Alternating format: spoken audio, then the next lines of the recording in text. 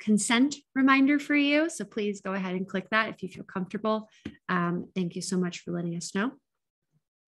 We will also have that closed captioning, and the recording of today's event will be available on the MHTTC website in case you need to take a snack break or have an urgent child need. That's totally fine. That's why we record it, so you can access it at a later date. If you have any questions, please go ahead and use the chat. And also, if you have any questions about the content, you can go ahead and come off mute when you would like, when Doris and Rocio give us time for that. And then if you have any questions after the session related to MHTTC, you can also email newengland@mhttcnetwork.org for any of those. And then I know that Rocio and Doris have shared their emails in the chat during the last session. If you have any content related questions, that is a great place to go for that. And moving right forward, a little bit about our language and how we use that in MHTTC presentations.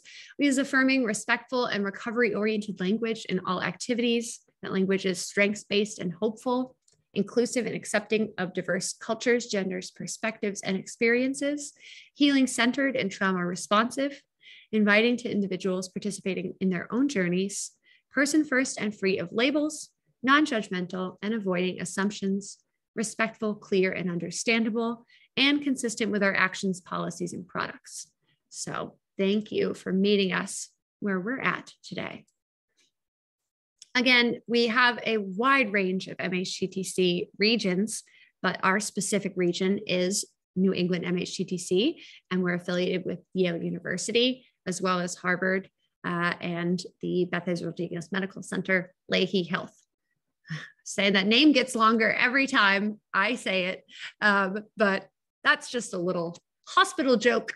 We'll move on to our quick overview. I know we discussed this last time, but our mission is to use evidence-based means to disseminate evidence-based practices in the New England region, and recovery-oriented practices are a huge piece, recovery support services, and also within the context of recovery-oriented systems of care. And we ensure inclusion because we actively develop and maintain a network of people with lived experience, officials, policymakers, system leaders, administrators, and youth, adults, and family members from 6 states to guide the New England MHTTC activities. And I read through all our guiding principles, so I won't read it for you this time, but if you would like to read those, they will be in the slides that we'll distribute post-recording. But I will get us to now, I'll stop sharing and transfer over to our host, Rocio. Thank you very much. Welcome, everyone. I'm glad that you are here today on a Thursday, shining day. I cannot believe that we're gonna be close to 80s on an April day. That's amazing. New England weather, that's what they told me. That's the fun part.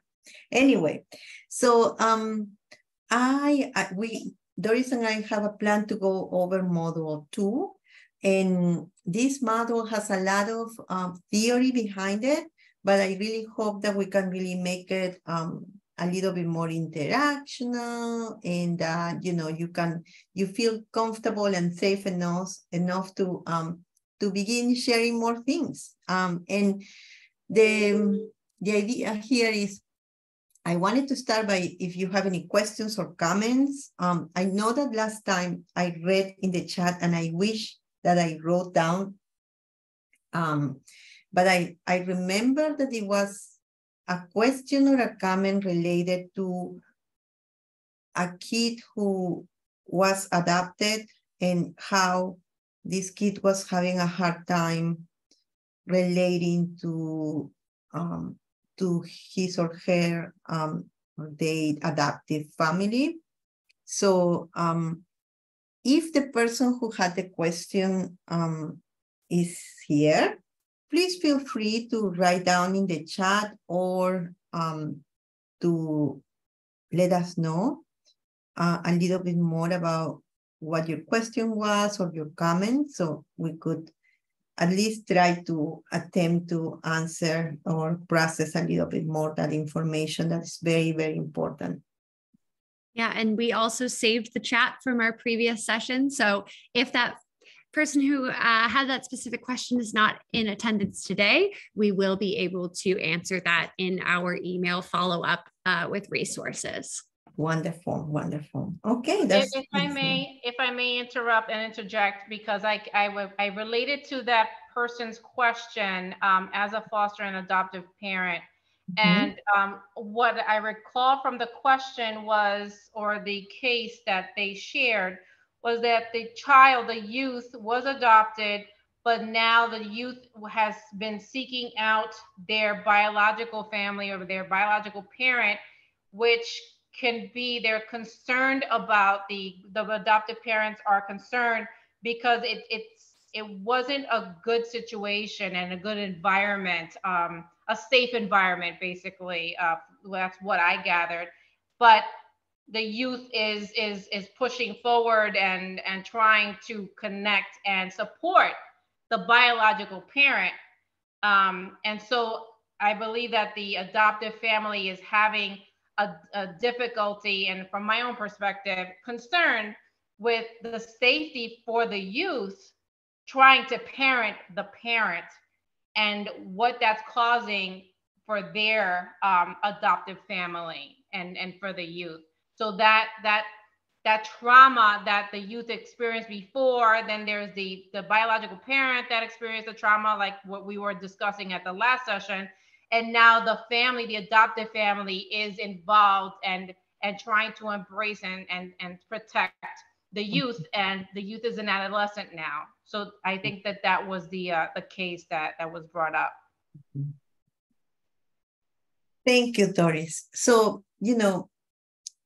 I'm not quite sure if the person who brought this important topic is here in the room, but I'm gonna try to answer this question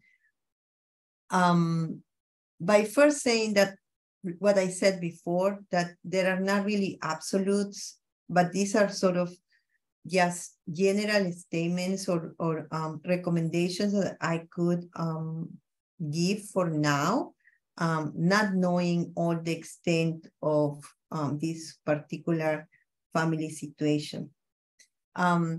But first, let's go over resources. So I'm part of a center that's called the Center for Treatment of Developmental Trauma Disorders, CTDTD.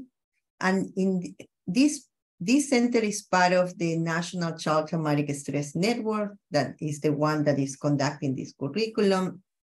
And through the center, we have funds to go to film critical moments during sessions. So we have real therapists, but we do have actors and actresses who join us and who help us, do a therapy session that is super intimate, as you know, and that there are no cameras around, but for teaching purposes, we do have the cameras. And we talk about, very difficult topics and things that come out in therapy when we are working with children who have been highly traumatized. One of those, in one of those webinars, we have now, I believe we have 41 webinars. In one of them, we talk about a kid who was adopted and how she was having a hard time understanding that her adopted family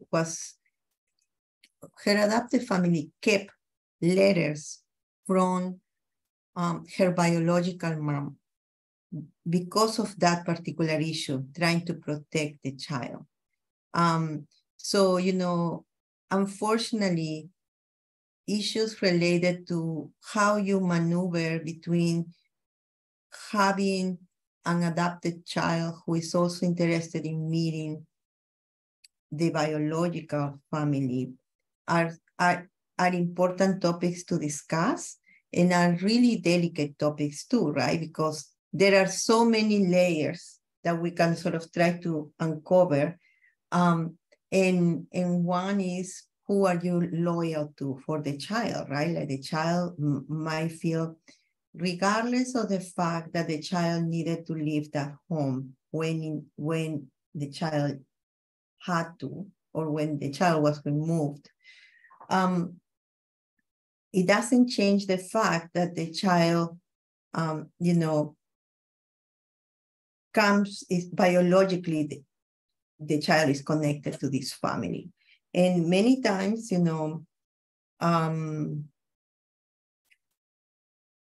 like human beings, we have different needs and we need to know things.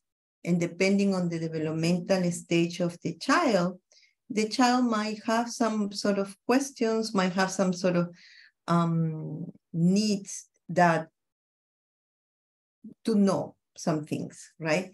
So right now, where the pendulum on adoption goes is that many of the experts in adoption really, I think that for the most part, they recommend having the opportunity to consider open adoptions.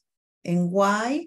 Because these sort of conversations about the need to know more about your biological family, they come at many different developmental stages on a child's life.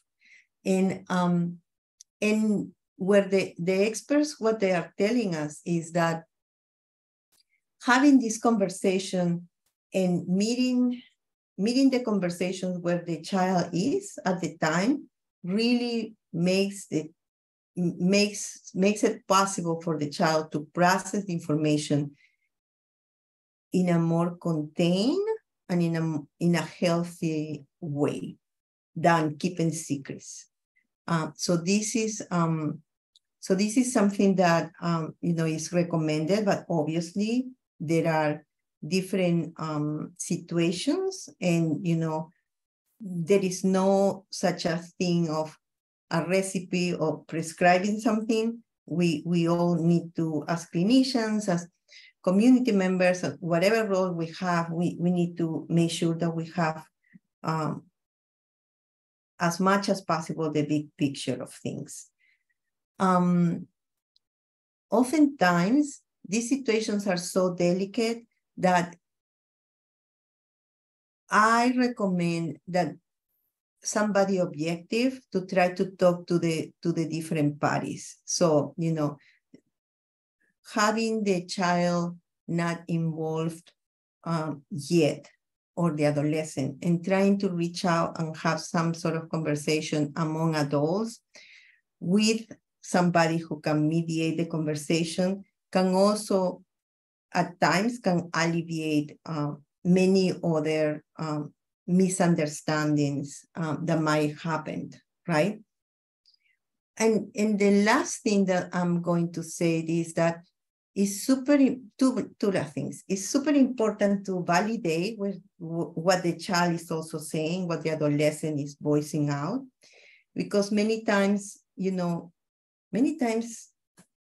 or sometimes adolescents only want to explore or are curious, and sometimes adults, we tend to make the assumptions that, they already want to go and move in with the family, or they want to do so many other things but sometimes it's our own alarm that is activated, and we are trying to, assume things that might not be the things that the adolescent is thinking about. So sometimes just having some understanding and a better idea of what the needs of this adolescent is, then, you could come out with a better plan, right? The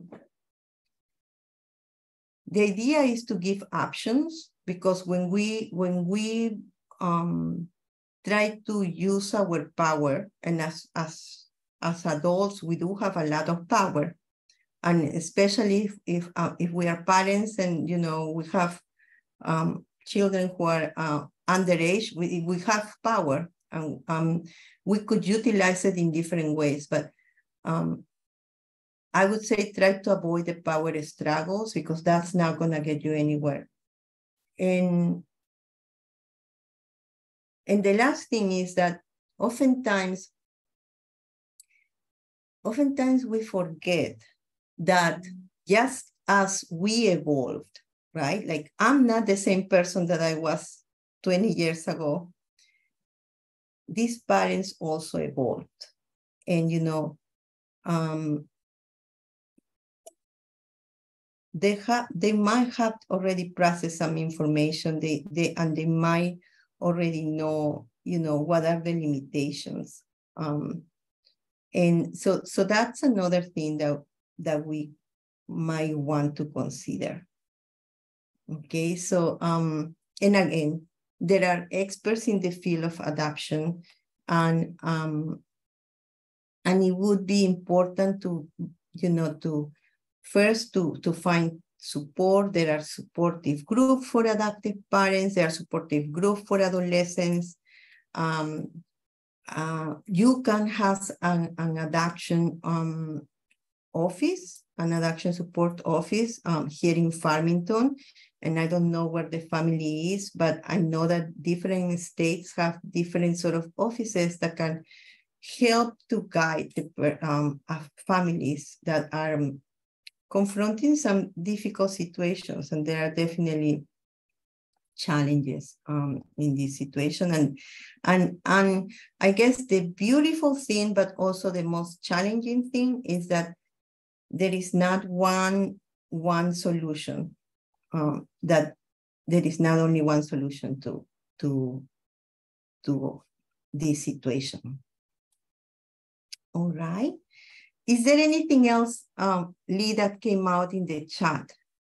Yeah, I think Doris has been very active, saying just very, very right on point things. Surprise, surprise. That the children's origin story is essential and should not be dismissed. We're not one size fits all, and co-caregiving with adoptive kin bio caregivers is also, right there with what you were speaking about.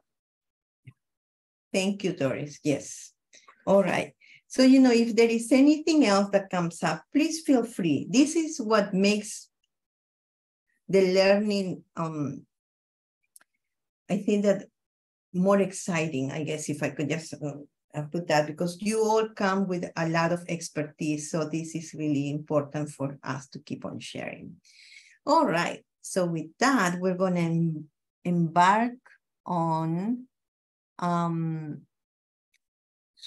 module 2, and I just noticed that because I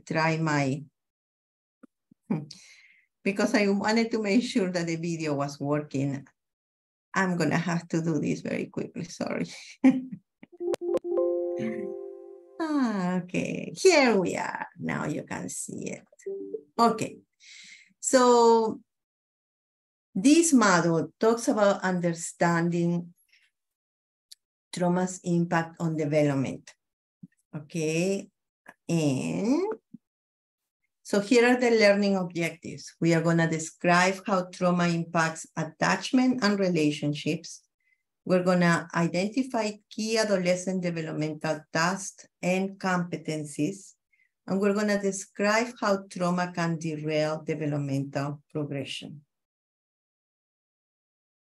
Okay, so when we talk about trauma and factors that influence its impact, we are also mentioning again from module 1, the 3 E's: the events, experiences, and the effects. And that we have already covered, right? So trauma refers to events that a person experiences as extremely harmful, and is your perception, is the individual's perception, or life-threatening, and potentially has short or long-term harmful effects on the person, right?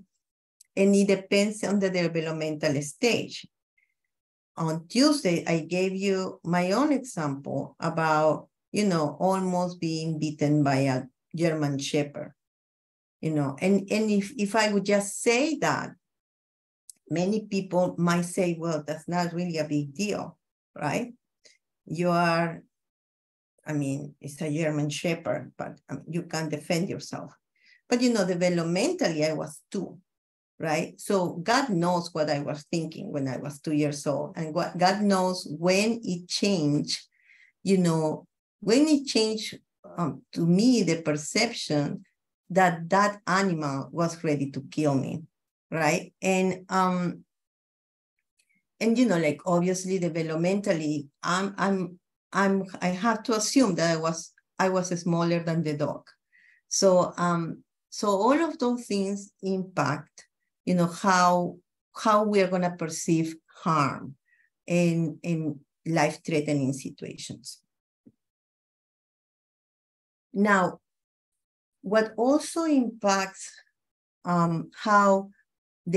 what also influences the impact of trauma has to do, I already mentioned one, the age of the youth, right?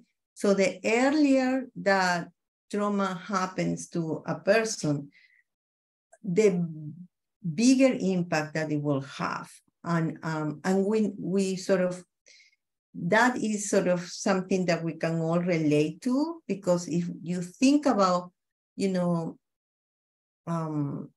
younger kids, if you think about babies, you think about how much they depend on somebody else, right? They depend on all the care. They cannot survive if an adult or some is not around to help them, right? With the basic things, but also, you know, obviously with the affection and all the other stimulations that we need in order to keep on developing.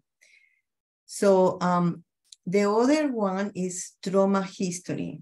So the trauma history that is based on direct, like the trauma happening directly to an individual or witnessing it, right? And also we know that if there are different sort of types of trauma, but also there are different ways that trauma is experienced, right? For instance, a child who is experiencing domestic violence, unfortunately, this type of trauma does not happen in isolation. So for the most part, this child is going to witness or might be victim of domestic violence for prolonged periods of time. So that's also another thing that we need to consider when we are working, when we are thinking about how trauma impacts the life of an individual.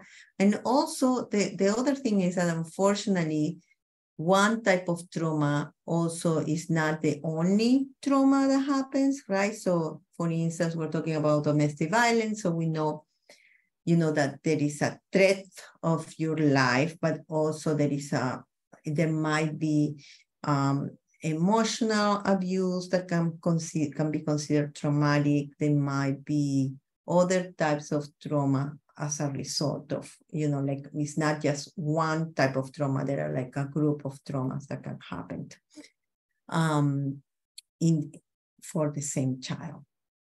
So the other one that is really plays a big role in how a person's trauma impact their lives is when trauma happens at the hand of caregivers, right? I mean, it makes sense because caregivers are supposed to love us. Caregivers are supposed to, you're supposed to, you know, expect the best of them, right? And unfortunately, when it does not happen and it is the opposite happens, then there is a big impact in a person's life. They are the first people usually who they have met in this world, right? So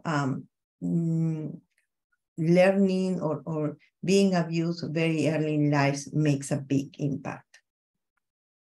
And then we also talk about secondary adversities. And in secondary adversities, what we also want you to consider is that, you know, there are traumas that are happening in the life of a child.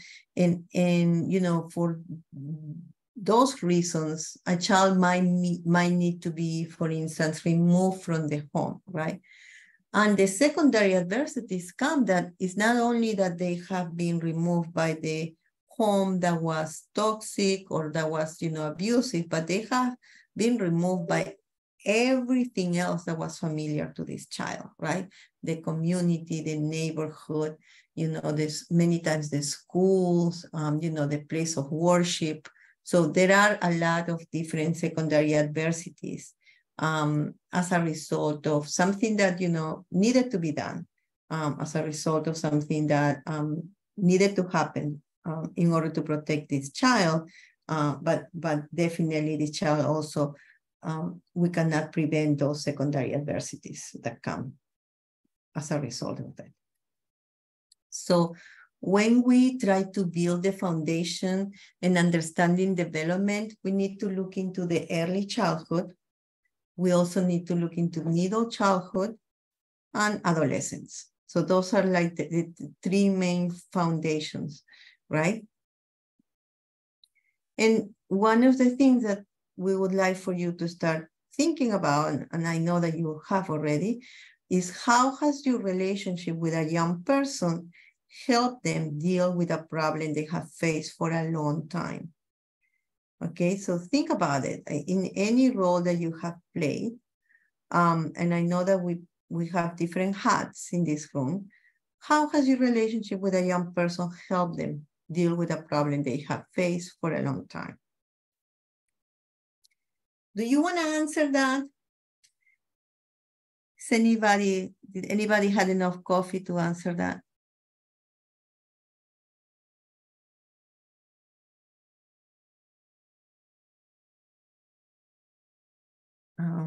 No, yes, maybe later. Well, at least I want you to think about it, okay? All right. And going back to the movie that I don't know how many of you have watched, and I'm really curious to know, Freedom Riders. That is a movie that you can find in Netflix. You can find it in the library. Doris reminded me on Tuesday that was filmed in 2007, and it's a Hollywood movie. So, we all have access to that. But there is an episode, it's a tiny episode in that movie that where the teacher is sort of confronting one of the students and asking him why he didn't turn a homework. And the student was ready to give up, and the teacher was not ready to let him give up. So what she said was something about, there was an exchange of words there. But the beautiful thing that I rescue from that clip is when she told this adolescent that she could see him. And to me, that was the most powerful sort of message, because it was like, the message was, I see you, I see your essence. I see who you are. I can see you. Maybe you cannot yet, but you are somebody special. To me, you are beautiful. So those are some of the things that I think that can really elevate somebody and can really help somebody to center or find that sense of groundedness that sometimes, unfortunately, with experiences of trauma, people might experience some confusion, and people might think that they are lost. So protection and injury, when we talk about protection and injury, we need to consider the stage of development and life experiences shape the way youth perceive protection and safety, right? So this is actually something that is I know that it makes sense to you, right? Each traumatic experience can cause invisible wounds that can change how a child develops. Youth recover from these wounds through relationships they build with healthy adults. And remember that, brain plasticity is there. We know, we recognize it, and that's why it's super important to be there for people. Okay. Let me see here. So in module first or module 1, we talk about these 6 principles of trauma-informed system.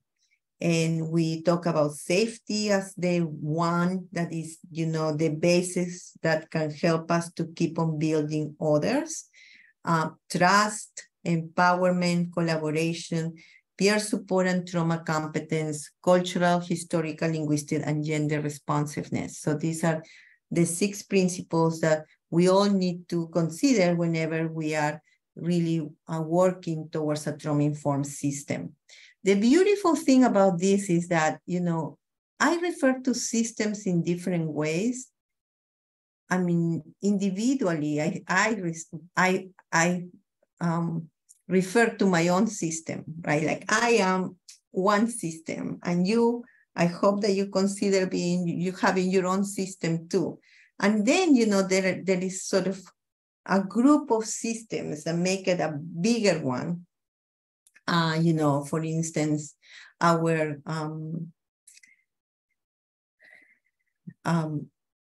community at work can be one system, right? Larger communities can be part of other systems.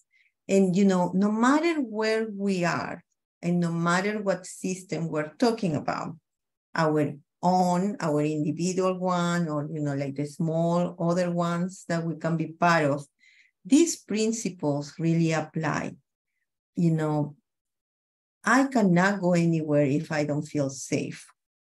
I cannot do much if I don't have some sort of sense of safety, right? I couldn't be talking to you right now if I feel some threat. I will be focusing more on that threat than on what I want to tell you. And the same thing goes with the other principles. And, the more that we weave in these principles and the more that we practice these principles in our own lives, the better that we can really replicate this into other contexts and bigger systems. So when we talk about complex trauma, we talk about 2 specific things. We want to know what type of trauma exposure we're talking about. And we also want to know, developmentally, what was the impact, all right? So when we complex trauma refers to chronic and or multiple traumas, right? It's not one type of trauma. It's not like, one experience. And it refers to interpersonal trauma that often is caused by a caregiver or other trusted adult. And trauma, this complex trauma refers to trauma that typically begins at a very young age. So those are the elements of complex trauma. And here are the domains of impact. It impacts the way that we are going to form bonds, right? The way that we're going to form relationships and attach to people. It also impacts our biological and physical development, our own cognition. It impacts the ability for us to regulate our emotions, regulate our behaviors, and also it impacts the way that we see ourselves, so our self-concept, future orientation, and worldview. So when we talk about complex trauma, we talk about, we refer to trauma that involves being victimized and often exposed to multiple types of violence. Exposure to violence and victimization can include experiences outside the home in settings such as the community or school.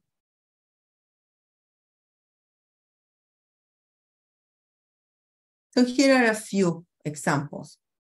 Okay, exposure to domestic violence, sexual victimization by a stranger or acquaintance outside of home, exposure to community violence, living in a home with a parent who uses substances, being bullied at the school, and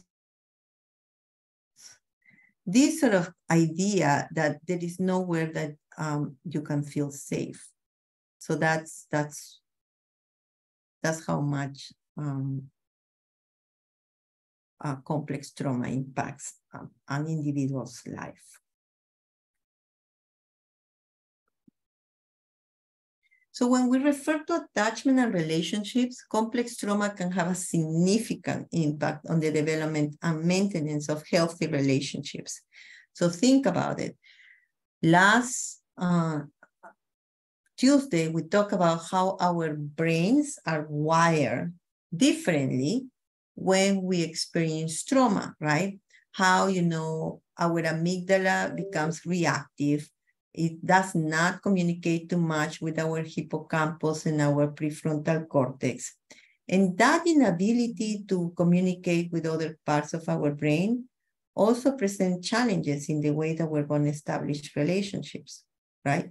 If your amygdala is telling you most of the time that you are not safe, if there is some sort of sense of confusion or disorientation, you cannot really be there and form a pleasant or friendly conversation with someone, right? And that's going to prevent you also. It's sort of the catch-22 because your inability to have your brain helping you to reach out to people who might be able to support you, right? Then, that individual keeps on growing and keeps on sort of moving to the world in a very isolated way, or in a way that might not really help this individual to calm down that amygdala, right? So that's actually something that we also want to consider. Okay, so here is actually a nice clip of experts in the field of attachment and talking about why attachment is super important. Okay, and I'm going to show it to you. And I know that everything is working because I already tried it. So Lee, you let me know if it is not, okay? John Bowlby was a British psychologist, and he became extremely interested in child-mother separation during the bombing of London. The bombing of London, a lot of parents sent their kids to the safety of the countryside. And the kids were with safe people. They were well cared for. They were well fed. But they still had a very negative response to the separation from their mothers.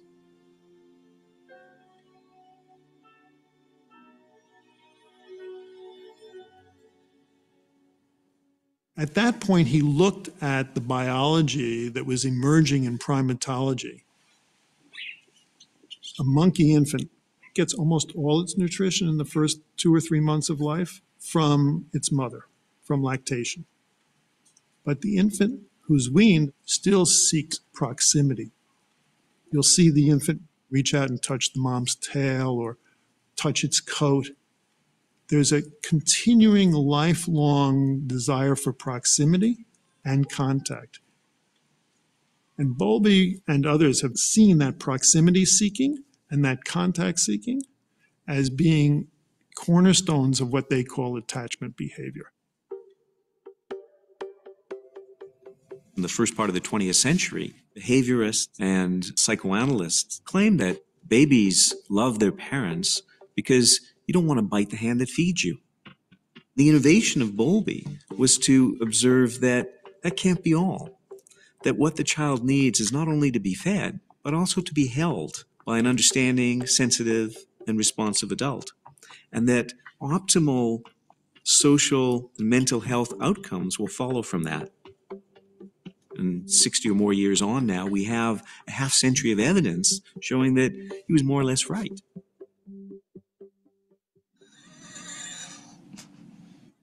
Our program at the Center for Babies, Toddlers, and Families is really based on the theories of John Bowlby, with the idea that we really need to help parents and children form a secure attachment.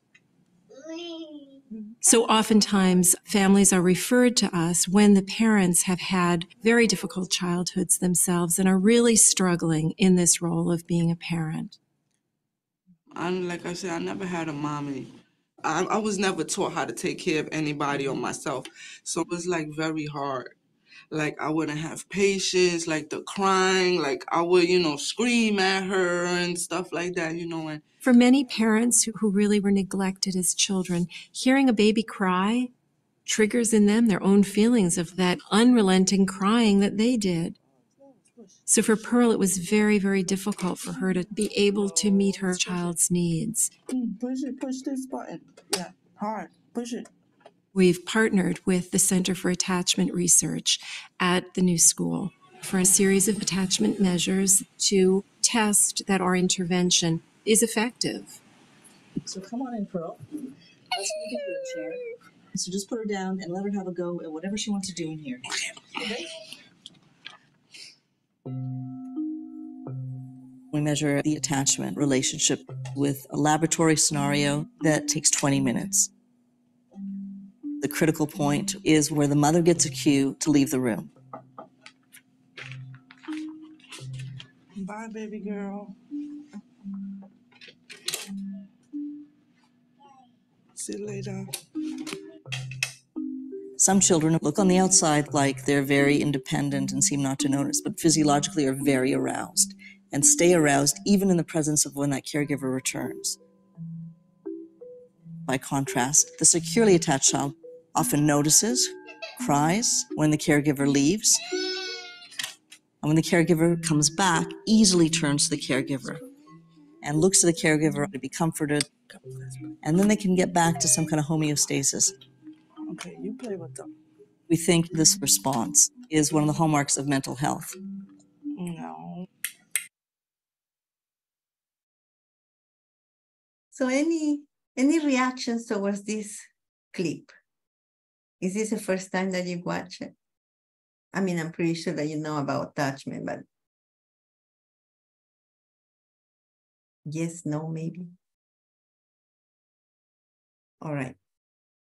So before I go to this other clip, so it is very important, attachment is very important for development, right? And we're talking about, the 6 principles of trauma-informed systems. And, remember, safety and trust safety is one and trust is another one. Think about this when you see that video about attachment, right? That sense of safety that the baby needs to establish with his or her caregiver, not only because of the meeting the basic needs, but also the affection, right? And in the secure attachment that, and any other type of attachment, that now physiologically we can see the responses, right? So we're talking about things that change in us, right? And that we can sort of have proof that, yes, as a matter of fact, there are some things that are happening in our bodies, in our brains, as a result of these different types of attachments. And obviously, the secure attachment we consider is the healthiest one, where a child knows that, mom, dad, caregiver is not going to abandon them very early in life, right? And where a child also knows how secure he can be or she can feel, and that understanding that even though the child system might become a bit dysregulated for the time being of the adult not being around, they quickly can regulate after the adult comes back. So these are some things that are, like are common sense. I think that our grandparents, great-grandparents already knew about them. We didn't have any sort of documentation, any sort of, backup and saying, here, the science also reassures us that, yes, this is super important. And now that we do, it's very revolutionary because we all have opportunities to do this thing right? And obviously, as an individual, we do have some opportunities, but, this goes all the way up to the most powerful systems, right? Like the people who have political control over different things, our politicians, people who have control over making decisions can really make a big impact in how, how babies are welcome into this world and what is important for development. Okay, so now we're gonna go to the still phase experiment, and I just wanna let you know that has a little bit of disturbing sort of moments. So just for your alarm to know that it's coming. So, for us, if we are triggered, it's not gonna be so a trigger that is super shocking because we are now aware that it might come. Okay, so here it is. Babies this young are extremely responsive to the emotions and the reactivity and the social interaction that they get from the world around them. This is something that we started studying 30, 40 years ago, when people didn't think that infants could engage in social interaction. In the still face experiment, what the mother did was she sits down and she's playing with her baby who's about a year of age. I'm like a girl. Oh. And she gives a greeting to the baby gives a greeting back to her. Yeah. This baby starts pointing at different places in the world, and the mother's trying to engage her and play with her. They're working to coordinate their emotions and their intentions, what they want to do in the world. And that's really what the baby is used to.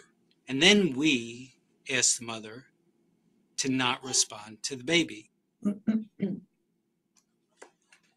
The baby very quickly picks up on this. And then she uses all of her abilities to try and get the mother back. She smiles at the mother. She points because she's used to the mother looking where she points. The baby puts both hands up in front of her and says, "What's happening here?" She makes that screechy sound at the mother, like, "Come on, why aren't we doing this?" Even in this 2 minutes, when they don't get the normal reaction, they react with negative emotions. They turn away. They feel the stress of it. They actually may lose control of their posture because of the stress that they're experiencing. Okay. I'm here. And what are you doing? Oh, yes. Oh, what a big girl.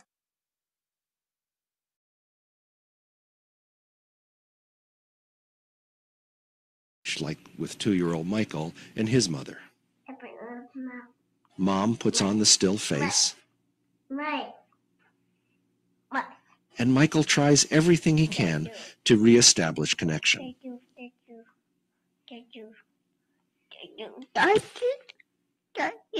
When he fails, he falls apart dramatically, just like the younger child. Children also have another reaction. Mommy. Watch when Quincy's mother disengages. Mommy, mommy, mommy, He becomes distraught, mommy, then more and more insistent, and even physical. mommy. But when mom re-engages, the connection is re-established, You did it. Oh, yeah, I did it. and Quincy goes back to being his normal, happy self. Want to talk on the phone? Children are resilient, and breaks in close connection happen all the time in everyday life. What are you doing? What usually then takes place in good relationships is this reconnection that we've seen.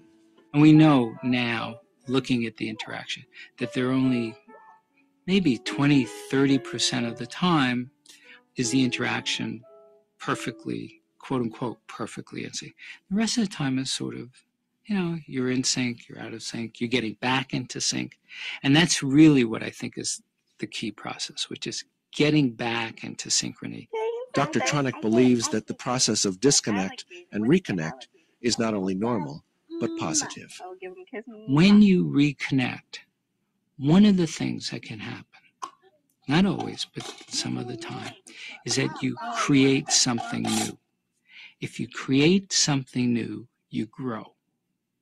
And babies are about growing. All right. So what do you think about this clip? Do you agree? Thank you, Charles. So small children truly understand and respond physically while trying to carry a message of need and hope subconsciously. Yes, that's true. Thank you. That's beautiful. So hard to watch the babies struggle to cope. Yes. Yes, I know. Thank you. Yeah. How hard to watch how vulnerable. Yes. Mm-hmm. Mm-hmm.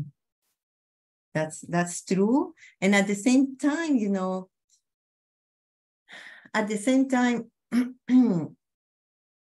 we are here talking about this, and that's what's giving me hope. Babies are resilient, and the connections do not need to be perfect. The experts say 20, some of them say, 30% of the time, ranging from 20 to 30% of the time, we need to make it, close to, like a proximity of decent in terms of connecting with kids, with babies, with our own kids, with children. So the rest is really, a big 70% of the time we're gonna miss the ball, but 20 to 30, if we get it right, that's what is gonna help us to keep on building healthy connections and relationships. So that's hopeful too.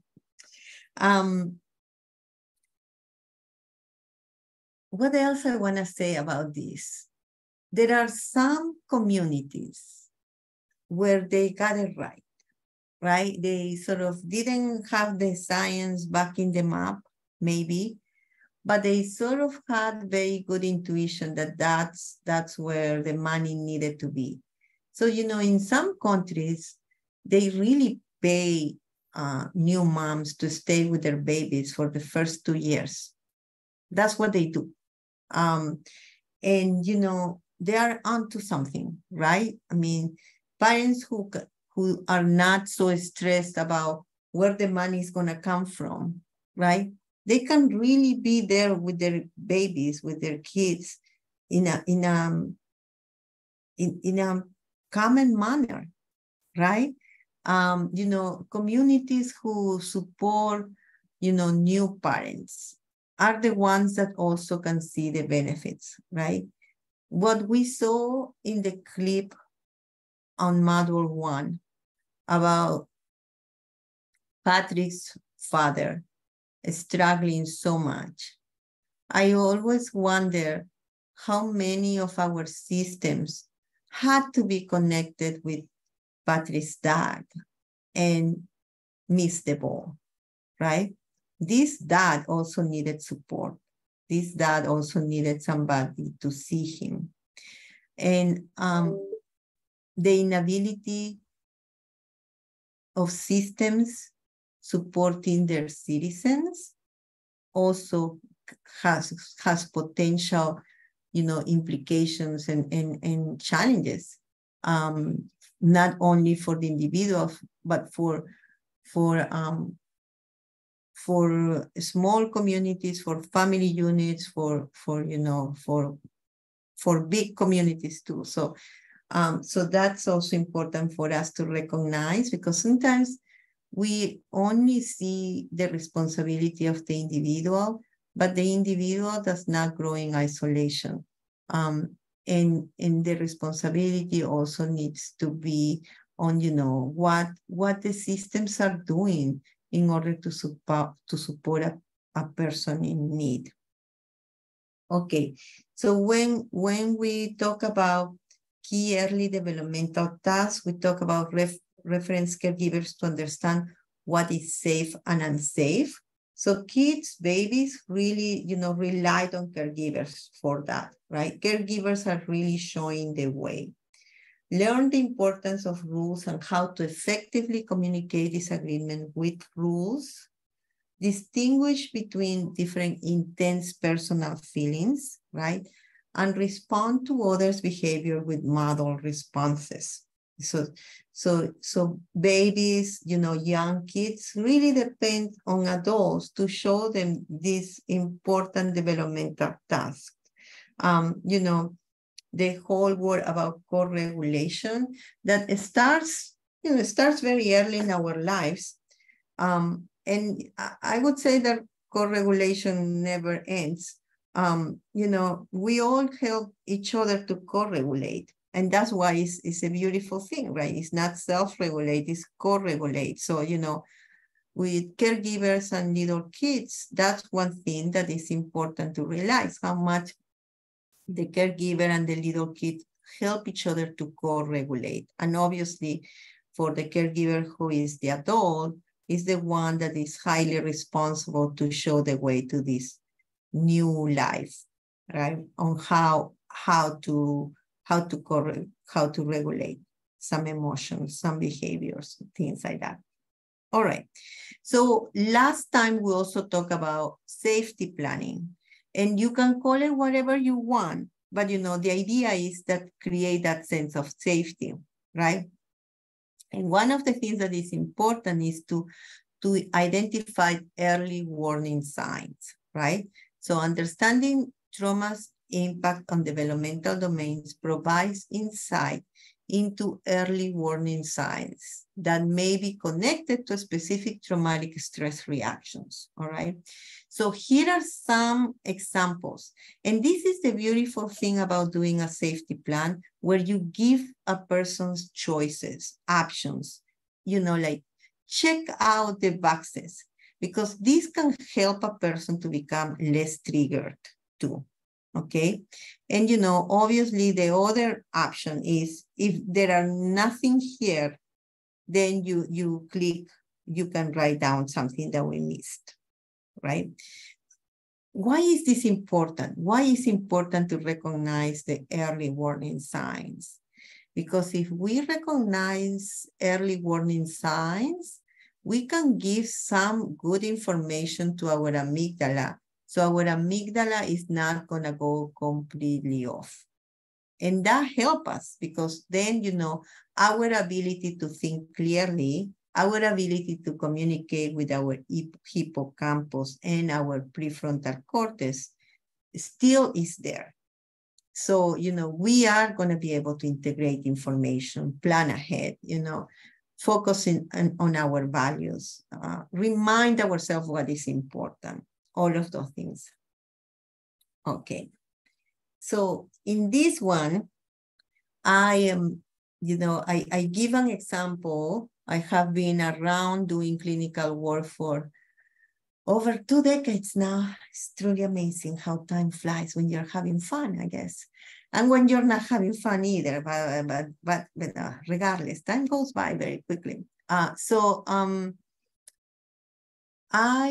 I ran groups like a few years ago, I was working on the schools, working with the students, middle schoolers, and teaching them about how their brain worked and, what trauma does to our brains. And there was a child there in that school that I went to that taught me a lot. And she really got the grasp about alarm centers and, how the filing center was working and the thinking center. And she could also describe to me that she was an amazing fighter. And, I didn't have any doubt that she was extremely, she was really a very competent fighter. And she fought in the school. She would fight and she would get into trouble for that, right? She would get suspended for that too. But she also was, she could really describe well how easily and quickly she would dissociate. So, she would engage in a fight and most of the time she was the winner of those fights, but she couldn't tell you what happened. Like she didn't have any sort of recollection about how she fought, right? And what happened during the fight. So, I was trying to figure out how we could identify some early warning signs with a person who easily dissociates, right? Who doesn't remember anything about what happens. And she could identify the triggers. So the triggers, the things that set her alarm off was, when people looked at her a certain way, or when she felt disrespected. Those were two. And, obviously you could say, oh, those are really so general that, how could you help this girl with those two general triggers, right? And I agree. The work is in trying to learn more about those triggers and what it means for this girl and what is it about the looks, what is it that she interprets as the looks, and how does she feel, what makes her feel disrespected. So all of those things, are things that you need to work in therapy, and it might take a little bit of time. But, in our conversations, she also described, she could identify what happened to her after those triggers before she jumped into fighting. And what happened to her, the only thing that she could recognize was that she experienced some butterflies in her stomach.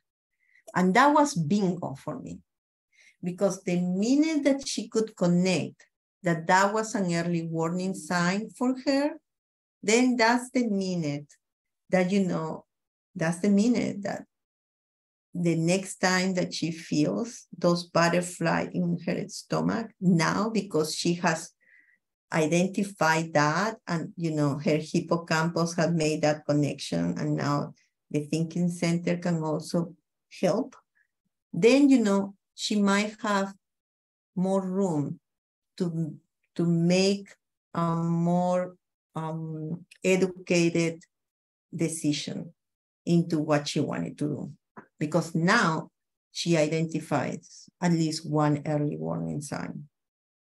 And that's the work.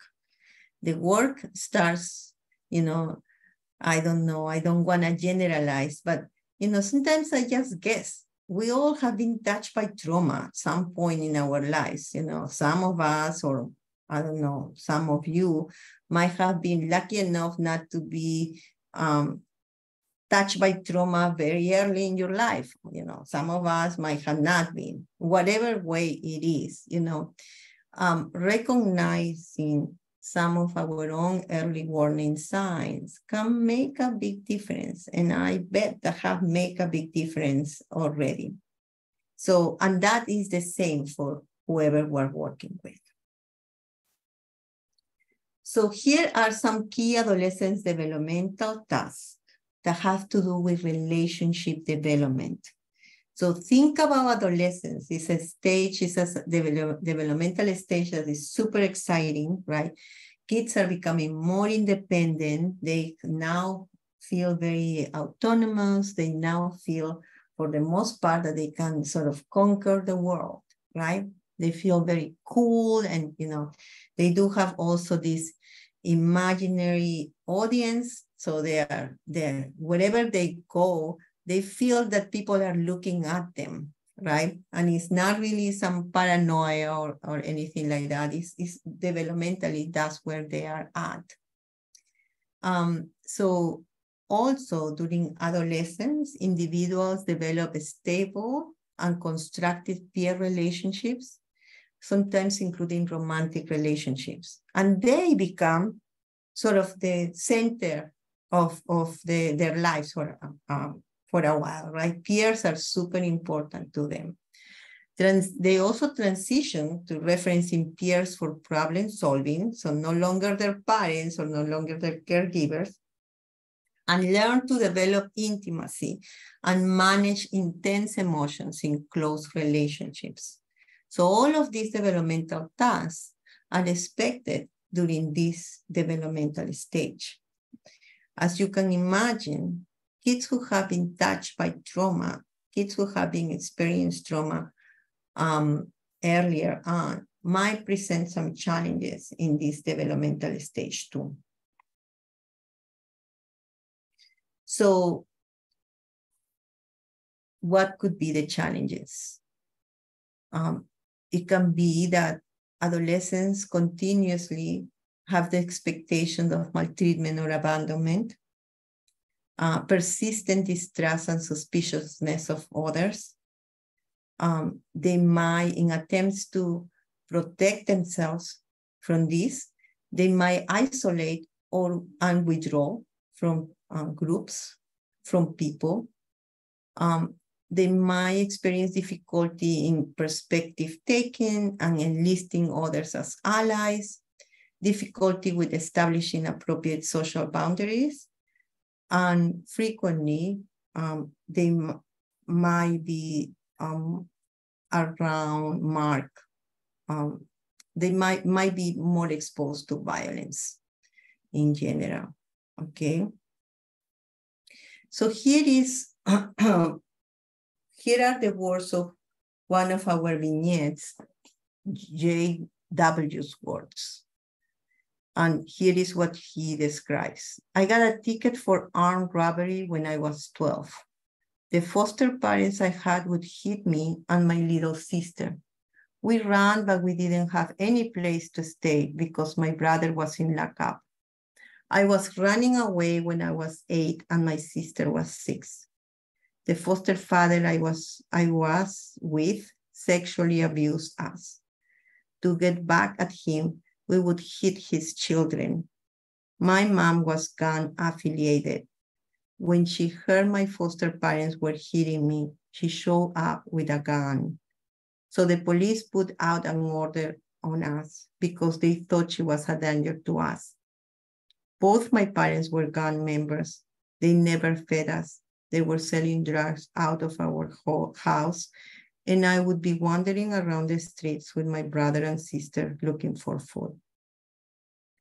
So, this is a very hard description of many different types of trauma. And, that happened to a child that was 12 years old.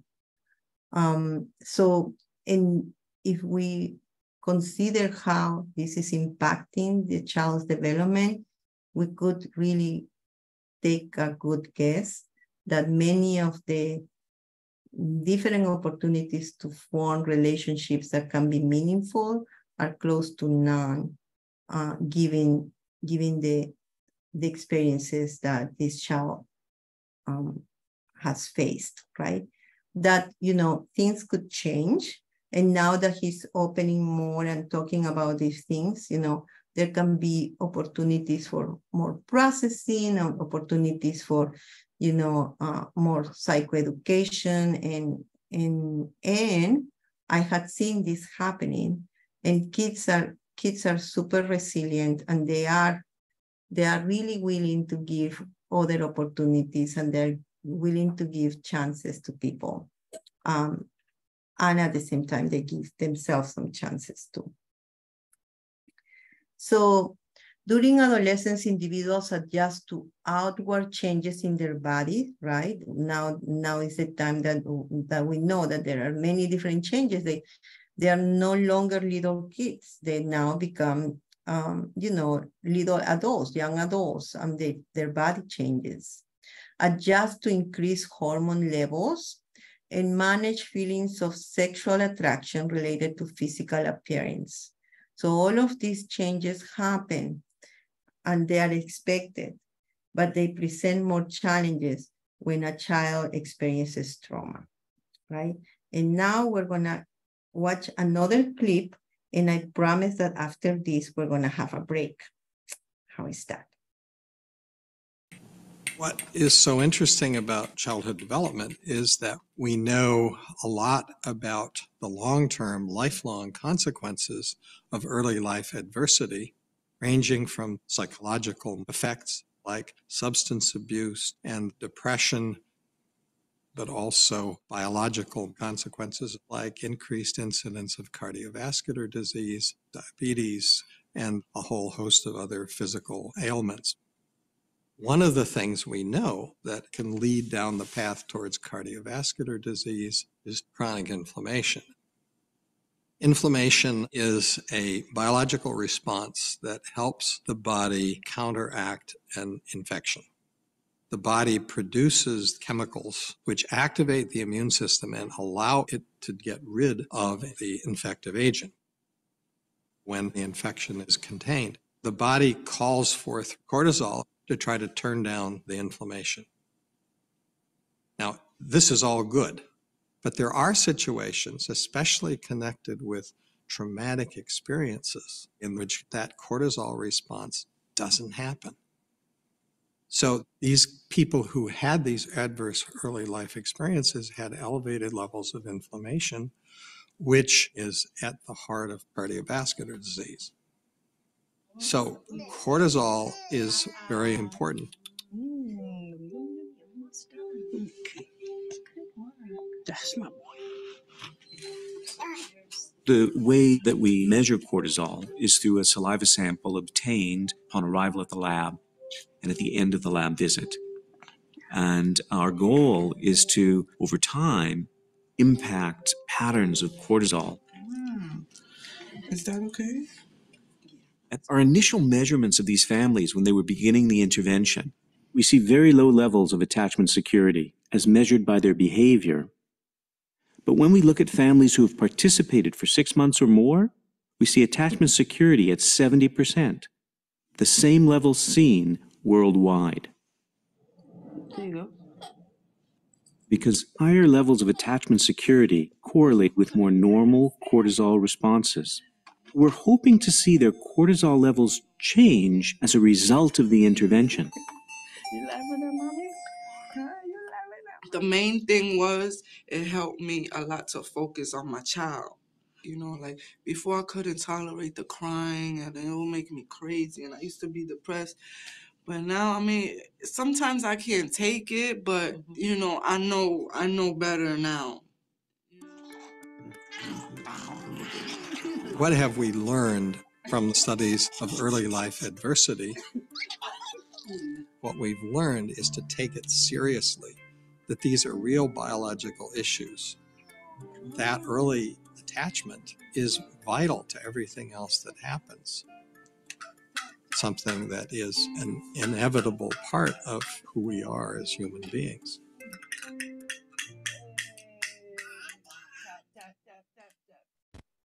So I hope that you like. I think that one of the things that I really like about this curriculum, that it gives us a lot of different ways where we could, and I don't know why this is happening, where, like we as adult learners will learn through different sort of venues. And so I really love the fact that there is a use of different videos and different stories, because that could also enhance our own learning and help us to integrate more information that has already been there for us. So I hope that that is what's happening to you. All right. So if we keep on talking about trauma's impact on adolescents, we need to also include physical development, right? So during quote unquote normal adolescents' physical development, we are expecting that the bodies can be more in distress because of the many different changes that we already mentioned. I know that I talked already about the hormones may modify mood behavior, right? And there is a lot of different activity in terms of hormones levels. Adolescents' bodies may serve as trauma reminders.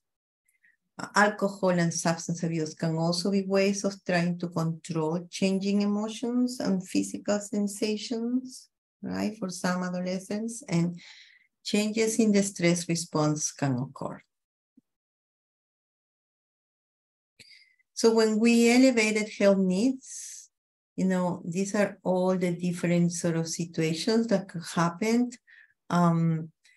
and experiences that adolescents might sort of encounter, such as traumatic brain injury, broken bones, lead exposure, asthma, poor dental health, tuberculosis, fetal alcohol syndrome, sexually transmitted infections, pregnancy, high blood pressure, obesity, and type 2 diabetes.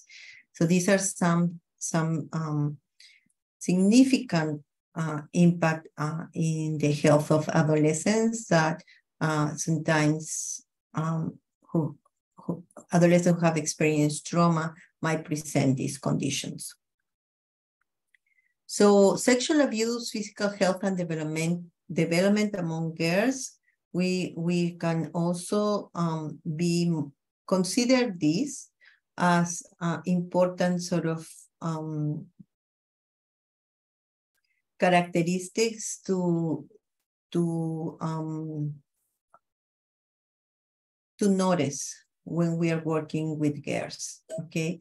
So there is the potential for early onset puberty. Some girls exhibit precocious and risky behaviors.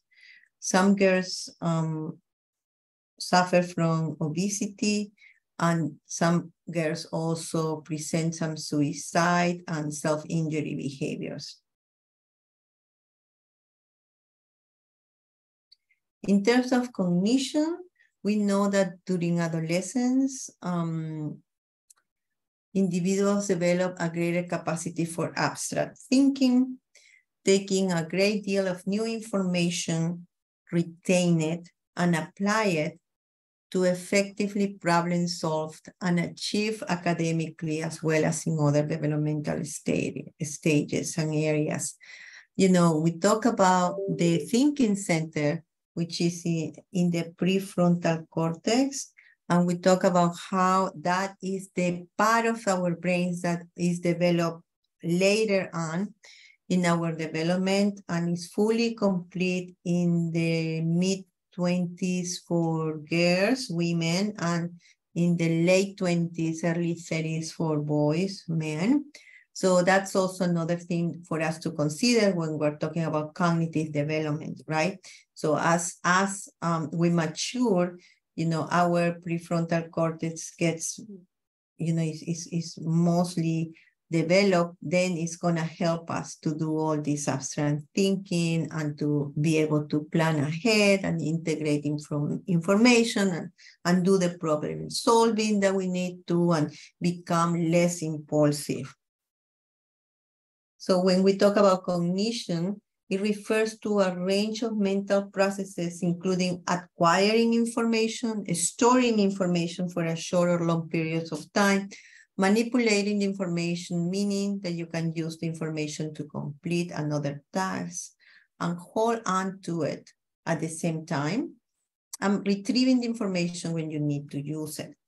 All of these things that, make sense to us are really complex sort of activities that our amazing brain help us to do.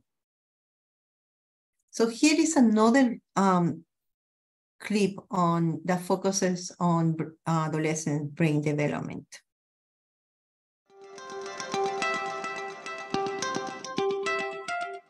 The whole point of growing up is getting your brain to be more under your own control rather than it being under the control of impulses. That's the good fun of growing up, it really being in charge of your own destiny.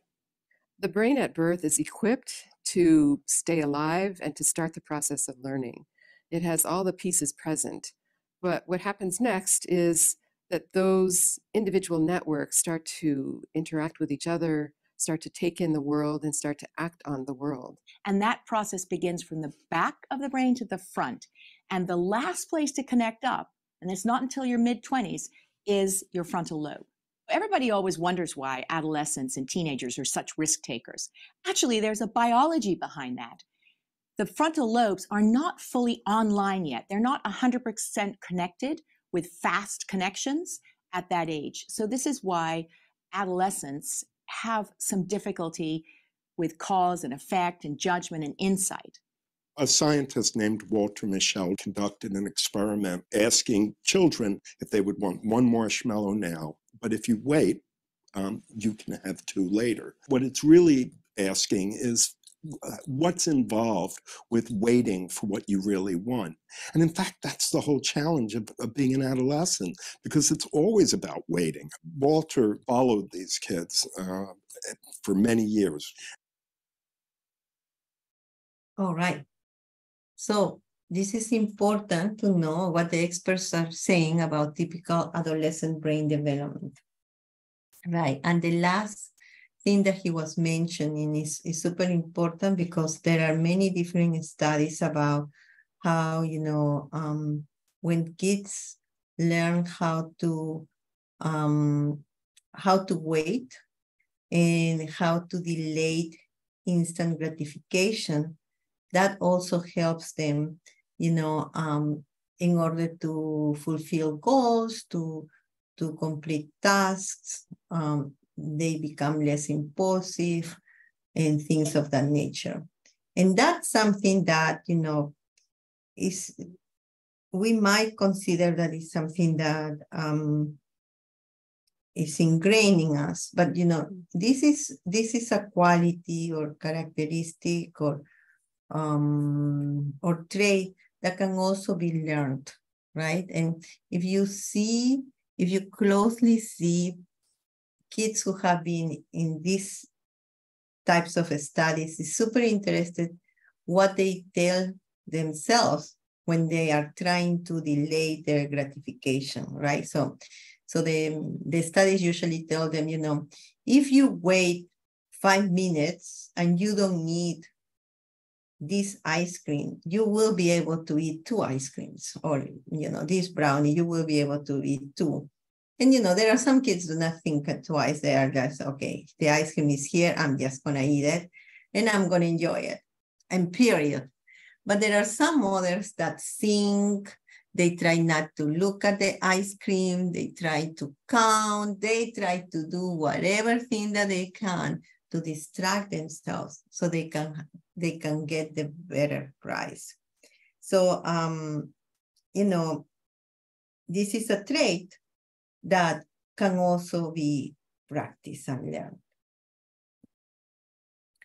All right, so digging deeper into the brain, we have already talked about, the prefrontal cortex and the role of the prefrontal cortex.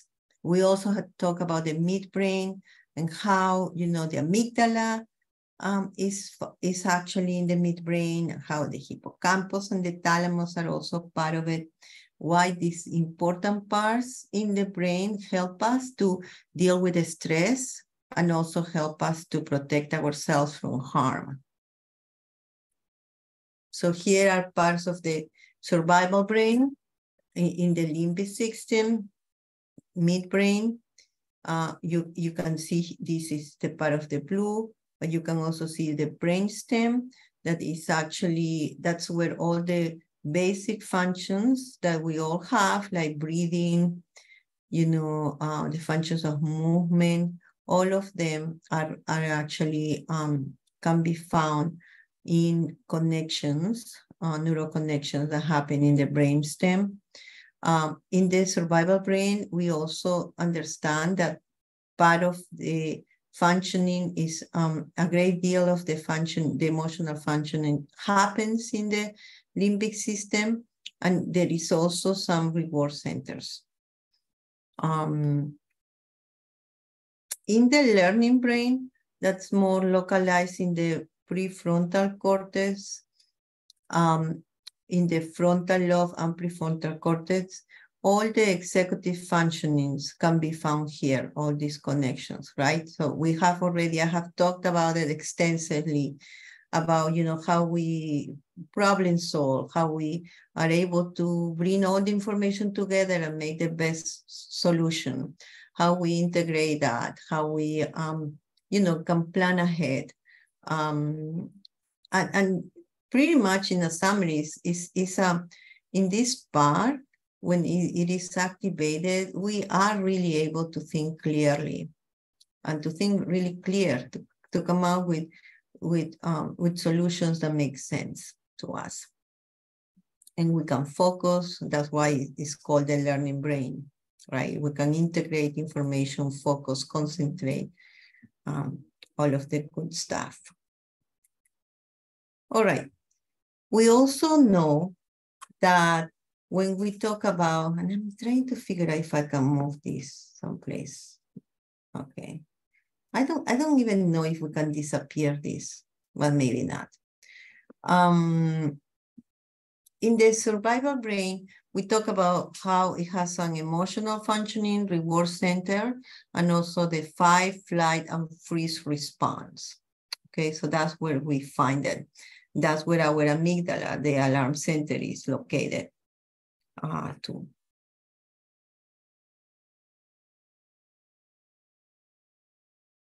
And here we're going to talk a little bit more about brains and how we understand adolescents' brains and the connection with juvenile justice.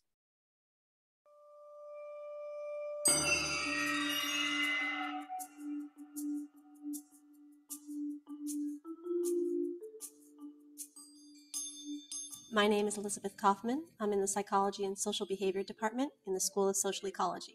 The main focus of my research is on adolescent development, how kids change, how they develop over time, and that really informs or provides the court with a foundation for better understanding how to treat kids within the system. So a lot of my work is on when should kids be tried as adults? Are they competent to stand trial? What are the right responses that the justice system should have to kids during this developmental time period? So a lot of my research centers on, if adolescents are so smart, why do they do such stupid things? A lot of kids end up making very immature decisions and better trying to understand what that disconnect is. So recent advances in neuroscience have shown that the brain is continuing to develop up until the age of 25.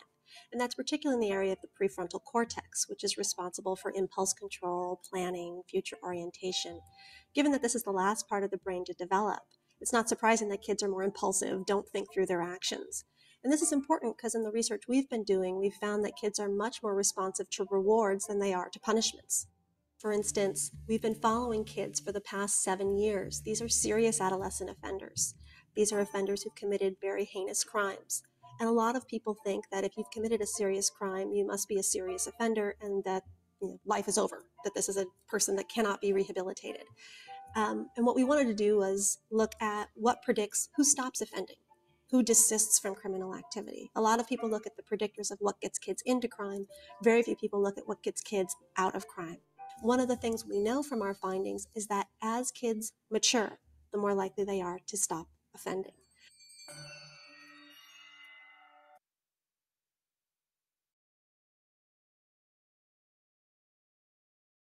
Okay. So this is also important to understand more about what the research is showing in, how we can relate this to juvenile justice and to other different contexts in adolescence. So when we think about the brain and how the brain manages danger, we think about, the survival brain that we have talked about. And here, this is actually how it manages danger. So when the midbrain, when the amygdala is activated, it has difficulty sustaining attention. A person has also memory impairments that make it hard to hold onto information and use it to solve problems, right? They're in the survival brain. A person has trauma reactions that interfere with test taking and the ability to remember learned information. And the brain is actually activated to look for danger, which impedes their ability to focus in anything else. All right, so that's actually something important to understand, because depending on where we are at, then that's how we're going to relate to anybody and to the whole world. Now, obviously, the survival brain has its function, right? For many of us, if we had anything that was perceived to us as a life or death situation, our survival brain helped us to overcome whatever the situation was. And that's the reason why you are joining me. And that's the reason why we are here today, right? So it has its good functions. The problem is when, kids experience chronic trauma or complex trauma, the problem is that amygdala that becomes super sensitive, that anything can make it react. Any sort of stimuli, any sort of trigger. And the amygdala, as soon as detects something dangerous, will hijack the brain. And then kids begin to live in survival brain modes, even when they don't need to. And their brains cannot make that distinction between a trigger, a reminder, and an actual danger situation.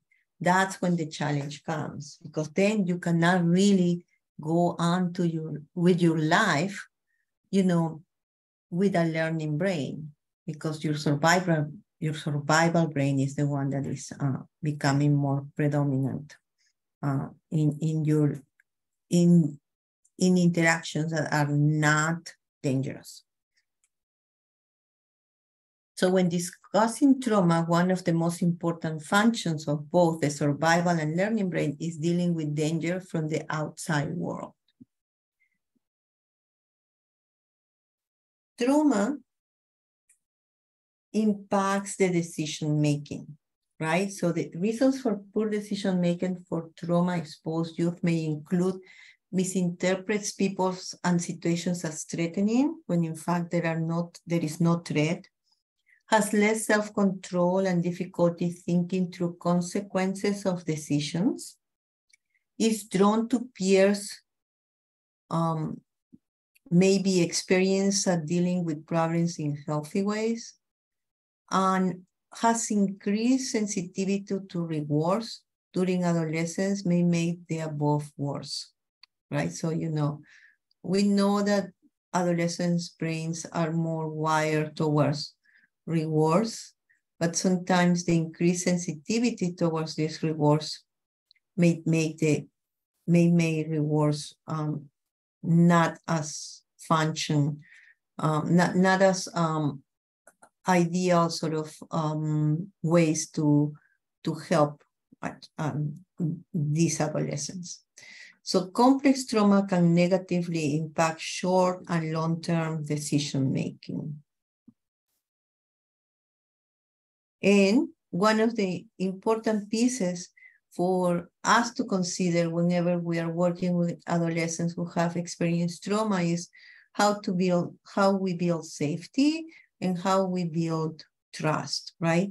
So new experiences with trusted adults and peers can help youth to develop alternative views of themselves, the world, and others. And one of the wonderful examples based in a true life stories is the movie that I showed you, Little Clips, right? This teacher, was able to develop trust with her students, and also she was able to form safe spaces for her students.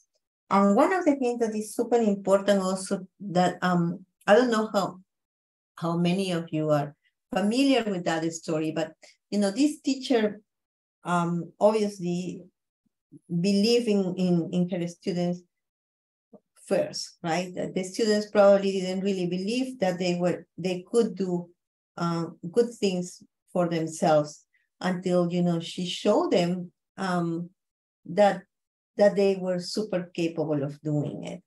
And so these kids ended up writing a book with their stories.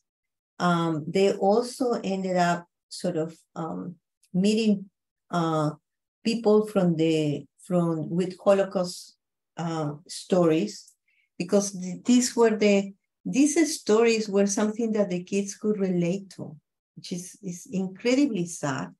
These kids were living, or they were from Los Angeles, from an environment that had very an extensive community violence and many different losses, and different challenges, and from marginalized communities. And so the teacher gave the kids sort of ways for them to relate to people with possibly similar experiences, but in a complete different way, right? So not by fighting with other groups, but by talking to them and by understanding their own reality. So the kids initiated this sort of, they had a project where they brought particularly a Holocaust survivor who was a person who helped Anne Frank's family to hide, I believe. So she came and she met the kids in the US. And then, they did have other moments where they as a group started sort of learning suffering, but in different ways, in contained ways, in contained situations, where they were able, I believe, to process some of the things that they went through. And the beautiful story, part of the story ended as these kids who nobody believed that they could graduate from high school were able to graduate from high school. Many of them were the first ones in their families who graduated from high school. As a matter of fact, there were 165 of her students who graduated. They move on, many of them, to go to college. They went to college and they graduated from college too.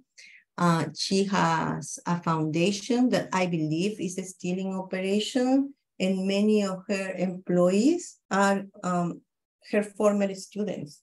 So, so wonderful things happen, and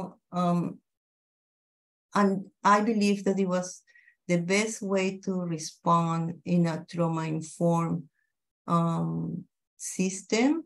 And I'm not even sure if she knew what trauma was, but she had a very good sense of what needed to be done, and she was able to accomplish it. So I told you about these vignettes, and I believe that all of you have received the vignettes by email.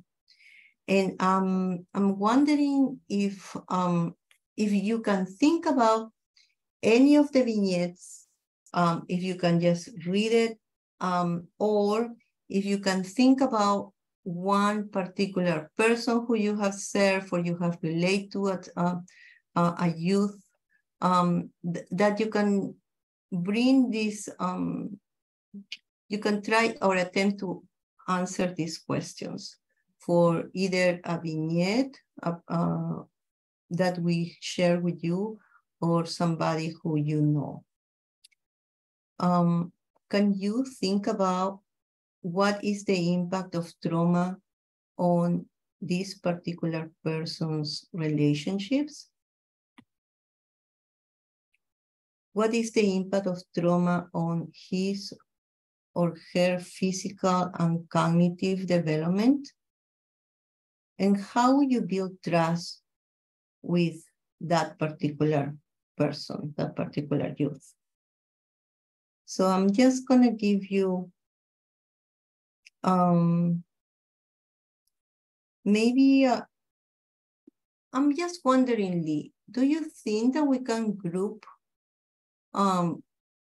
people together, maybe a group of 3, and see if they can talk about any youth that they know and see and try to answer those 3 questions? Or if they would like, they can use one of the vignettes to answer these questions.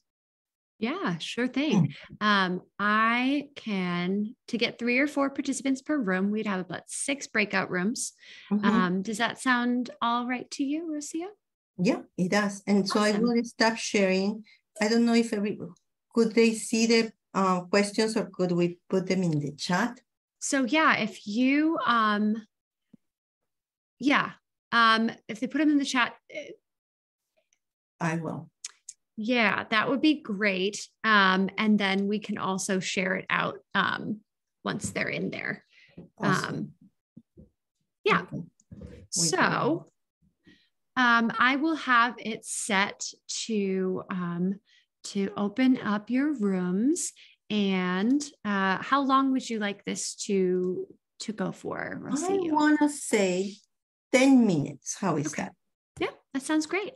All right, so we will close. Yes, thank you, Doris. Yes, I will make sure that that you guys don't go into any rooms. Okay.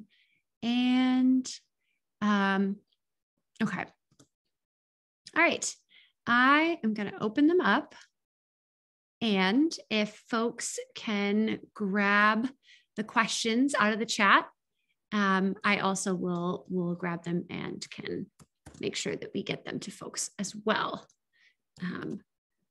All right, I'm going to open the rooms and you will be able to join on in. Thank you.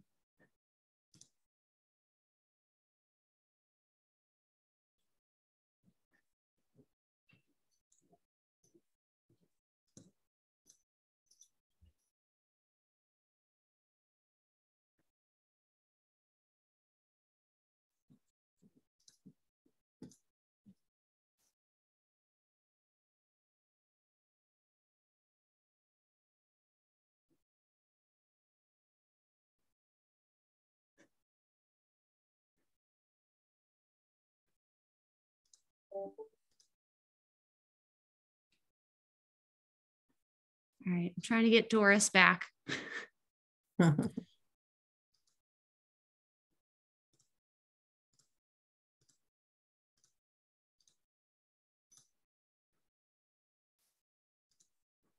Lee, you will let me know when we're coming back?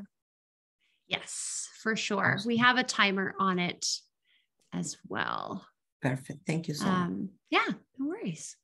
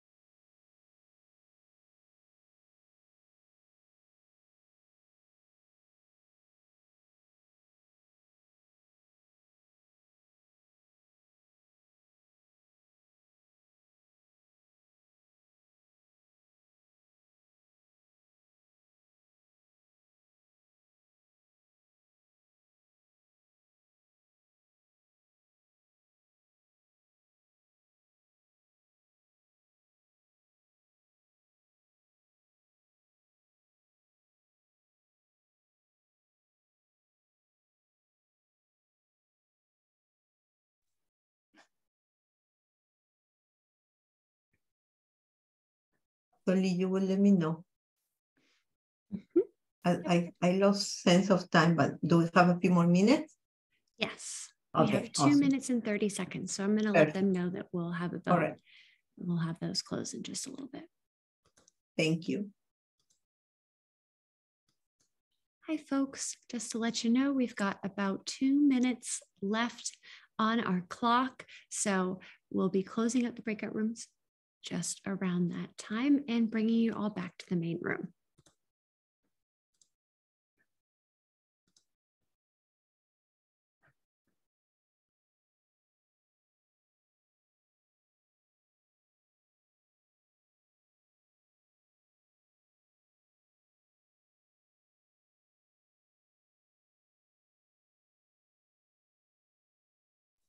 We've got some rooms that are chatting, but we also have some where I can see everyone is still off camera and off mic. So just to let you know, it looks like the room that has Angela and Aaron are in conversation, as well as the room with Jane Olson and Maria. They're chatting as well, but we have 3 folks who are off camera, off mic, and then a good number of them. So I'm just going to private message you in the chat. Okay, thank you. Yeah, no problem.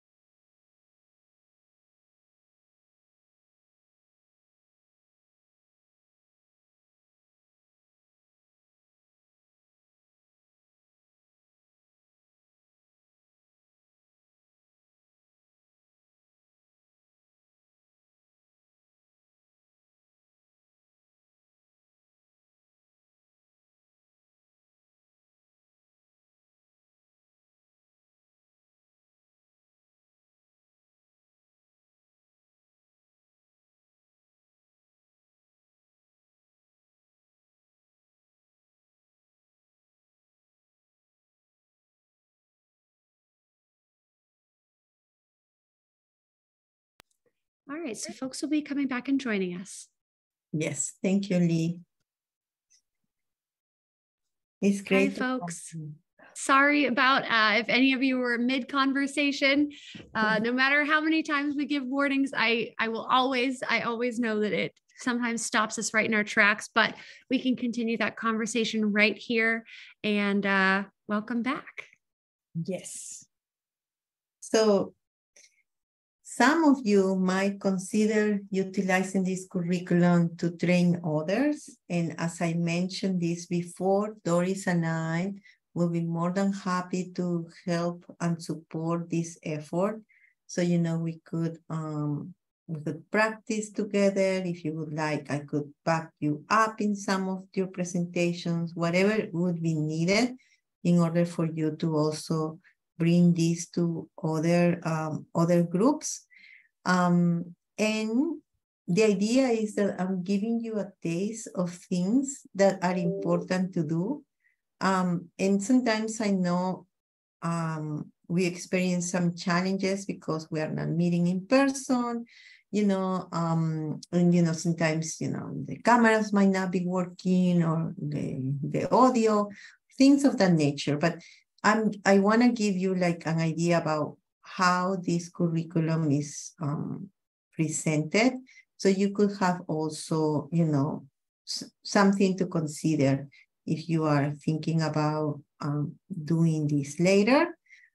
Also, if you are not, that's okay too, but many of the information becomes more relevant if you try to apply it to your own context. So I hope that you had the opportunity to talk to one another and, share experiences, because that's where the learning happens. And I don't know if some of you would like to share something from your sharing.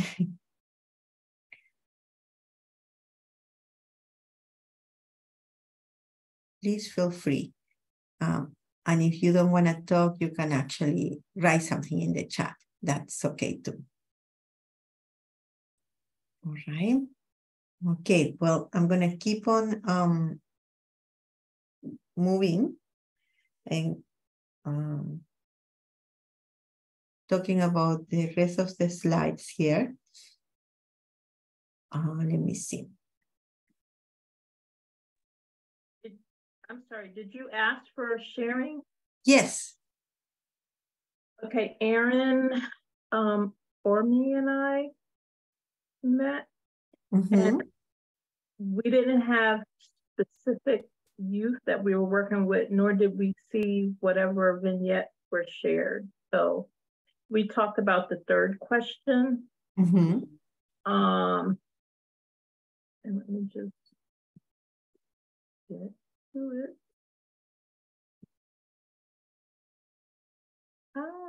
I'll put the questions in the chat for folks to just make sure they're at the top of our list. Okay. And what we talked about for youth having experienced trauma, that they oftentimes set up systems to kind of protect their hearts. They set up thresholds and kind of barriers to test your trustworthiness. And the ways to approach that, and we shared through experience, is through consistency. I call it the ministry of presence. And to build that trust before they will actually trust you with deeper matters of the heart, they'll oftentimes set up separate scenarios to kind of test you to see if you're worthy. And Aaron shared that autonomy is important, and your willingness to help them on their terms is extremely important. That's so beautiful. Thank you so much, Angela, Erin, and I know I missed one name, but thank you so much for sharing. I really, really appreciate it. And your sharing was very wise. I agree with everything that you said. Super important. All right. So we are going to move into emotional and behavioral development as tasks for adolescents. And in a normal sort of development, and I don't really like to use that word normal, but in a sort of general development for adolescents, what we know is that they increase awareness and sensitivity to the emotional experiences of others. So the part of being super egocentric is no longer there, right? And also they increase the sensitivity towards recognizing their own emotions. And also they develop increased impulse control. As we know, their prefrontal cortex still needs to complete its development, but they are almost there, right? So the impulse control is more manageable and has increased. And wider range of behaviors, they do have a wider range of behaviors that can exhibit now. And they also know how to problem solve better, okay? As we can imagine, these things present different challenges for adolescents who have experienced trauma. One of them is a big challenge is to attempt to regulate emotions, for instance. That's really difficult for adolescents who have experienced trauma. And, the main reason to understand why it's so challenging to regulate emotions is because many of these adolescents do not have a good emotional understanding or literacy, right? So, and that is actually something that prevents them from sort of identifying certain emotions and with the purpose of self-regulating. So they present difficulties with self-regulation, difficulty describing feelings and internal states, and difficulty communicating wishes and desires. So if that's the case, if they do not have the vocabulary, if they cannot identify what they're feeling, that's where the work needs to be, right? So, and many times, again, we know that the brain is very, has this plasticity. So the more that we allow adolescents to practice, and the more that we help them to be in safe spaces where they can trust, I think that the better chances that they have to get there and to better manage their emotions and identify them, recognize them, which is important. So there has been different studies that have sort of that support this statement that kids who have histories of trauma have a significant problem identifying emotions. And there is one study in particular where kids were given the choice of, different sort of faces that were representing different emotions. But the kids who have trauma histories, the only emotion that they could recognize was anger, and the other emotions that did not have, they were not really projecting any anger. The kids with trauma histories identify different other faces as an angry face when, as a matter of fact, there were no angry faces. So if you think about how this study, how we can relate this study to the interactions, our daily routines with kids with trauma, what ends up happening is that if kids perceive an angry face everywhere that they go, there is already something that shifts in physiologically for them. So their amygdala is expected to be fully activated, and they are not going to be able to relax, calm, cooperate, or, or establish a friendly connection if what their brain is perceiving is somebody being angry at them, right? So think about that, and think about how this interferes with the way that they can relate to people and they can form connections. All right, so when we talk about youth who have experienced significant trauma, we also understand that they can also present significant challenges making realistic appraisals of danger and safety, governing behavior to meet long-term goals. And as a result, these adolescents may engage in reckless and risk-taking behavior and become avoidant of any risks. So trauma also drives us to live on the very end of the tails, like it's all or nothing. And that's where many times with amygdalas who are so reactive, that's where people live at the really very extremes. So one of the things of how we can also keep on supporting adolescents is obviously we talk about building, allowing for an adolescent to feel safe, building trust. And the other principle that SAMHSA promotes is empowerment.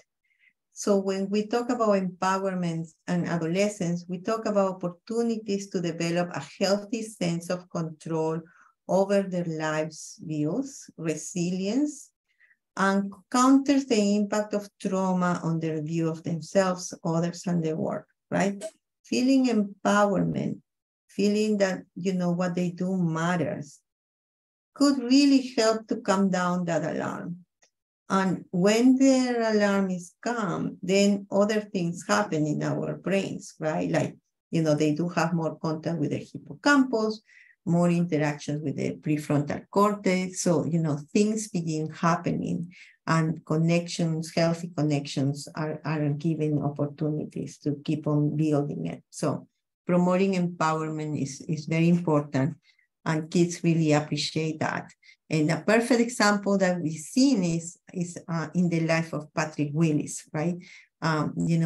His sense of empowerment helped him to reach out, help him to ask for help, help him to keep connection with his peers, not only with his peers, but also with adults in his school community.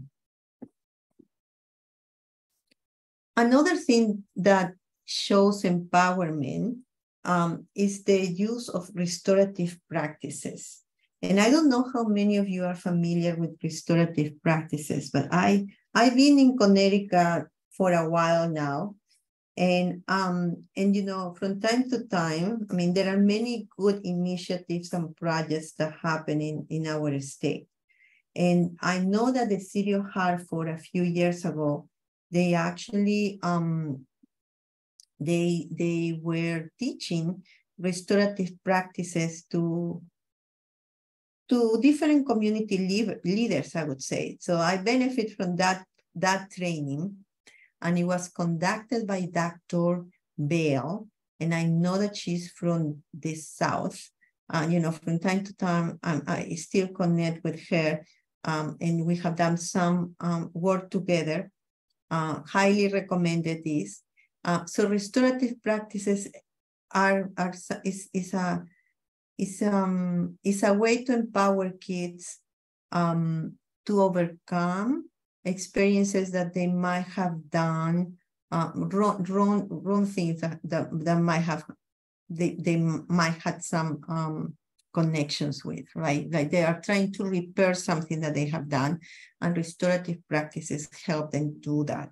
And it helps them do that in a very healthy and contained way, and in a way where, they are assuming the responsibility, but they are also dealing with the consequences. And I believe that is helping them, is helping all the people who are involved to grow from a painful experience in a mature, wise way. So traumatic experiences may explain behaviors that led to justice involvement, but do not lessen the impact these behaviors had on victims of youth crime. Restorative justice provides tools to help youth repair the damage caused by their actions. Providing opportunities to repair damage allows youth to remain accountable while developing skills that will help them recover from the impact of their trauma. And that's very important. I think that when the community responds, when the community support, contain, but also hold people responsible for it and give them options for repair, I think that that's a very stimulating way to continue growing together and to continue giving a space for repairments, giving a space for second chances. So I know that many of you were not able to check the vignettes that we sent by email. So when you have a chance, you can do that. But for now, what I would like for you to think about is, after all that we are presenting, and maybe connecting to somebody who you know, what do you think is the impact of trauma on emotional and behavioral development? How might you empower your youth to better handle challenges in the future? These are important questions, and I think that this curriculum is allowing us to give more content and more actions to answer these questions. So in adolescence, there are so many things that are happening. I think that that's one of the stages of life where there is a lot more movement.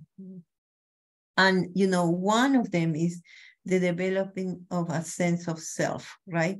So the primary goal of adolescence is to develop a secure sense of self. Youth commonly explore different versions of themselves during adolescence, and self-exploration leads to trying different behaviors and forming a variety of relationships with peers. If we just center in what is here in this slide, there is a lot there, and there are a lot of opportunities for adolescents, to cement and to, develop a good sense of self. But as we can imagine, if there are different ruptures in how, during these times or earlier on, adolescents are going to experience significant challenges when they are trying to develop that healthy sense of self, right? So one of them is, the type of self-concept that kids begin forming when they experience trauma. And unfortunately, it has to do a lot with things that will sometimes they're carrying on for a number of years, even beyond their adolescence years. So, feeling worthless, being selfish, feeling hopeless or careless, or feeling no good or unlovable, ugly, all of these terrible, demeaning ways that a person might carry as a result of trauma. We have talked about dissociation, and dissociation is one symptom of trauma that is actually can really impact the way that we can connect, we can relate, we can see the world and interact with others.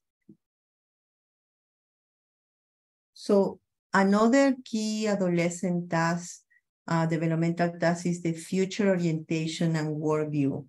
During adolescence, individuals establish adult vocational goals, as you know, develop independent identities, begin to plan for and imagine their futures, and forge new relationships with mentors and role models. As you can imagine, these things are affected by trauma. And many times adolescents feel very much unprepared for their future. And so they sense the sense of a foreshortened future, or the sense that they cannot see any kind of future for themselves is there. They feel ill-equipped to handle the future because of the life skills they have missed along the way. They also present challenges in the present, so have many life pressures that make it hard to focus on the present or plan for the future. They also might experience intense thoughts about revenge, and this make it difficult to focus on a more productive future. So from the vignettes, this is something that was shared in one of the vignettes that we shared with you yesterday. This is Elizabeth, and Elizabeth is talking to a counselor, and this is what she says. Lady, I'm lucky if I make it to 21 when I get out of here. I'll probably end up like Marcy or killed by a John. So why make plans for something that ain't gonna happen, right? And what Elizabeth was referring to was that, unfortunately, she was